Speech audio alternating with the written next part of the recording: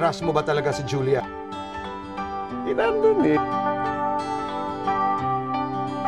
May laban ba si Coco? 1 to 10.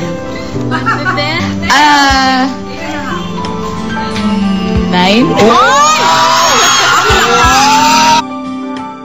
You had the power na maging girlfriend ang isa. Sinong pipiliin mo sa kanila? Among all those girls, this is my girlfriend. Si Julia siguro.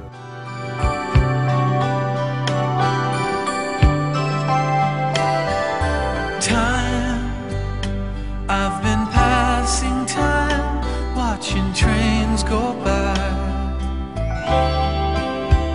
Yung character niya, walang babaeng inmate. Lalo na lying on the sand, watching seabirds fly, wishing there would be someone waiting for me. Something's telling me it might be you. It's telling me it might be you. Kasama mo siya. Rundog na ng babae ka. Naaalagaan ka. Looking back as lovers go walking past all of my life, wondering how they met and what makes it last. If I found the place, would I recognize the face? Something's telling me it might be you.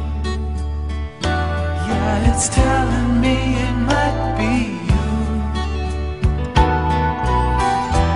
So many quiet walks to take, so many dreams to wake, and we're so Ano kami, honestly, compatible kami. Hindi ko naman dinideny. Napaka-special niya para sa akin. Sinabi mo kayo.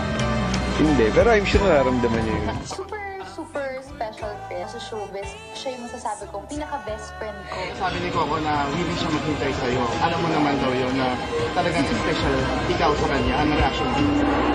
Nasyak ako na. telling me it might be you. Talaga siya yung super close ko. Saka sobrang bait niya. Super crush mo? Close. Sige na. Close ko kasi. So, yun. Napagluto mo na si Coco ng kare-kare?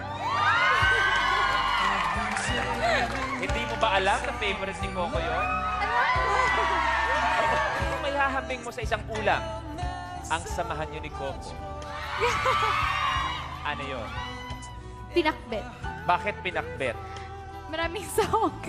Makulay, gulay, ganyan. So binibigyan nila ng kulay ang buhay ng isa't isa. Yeah, it's telling me it must be you. And I'm feeling it'll just be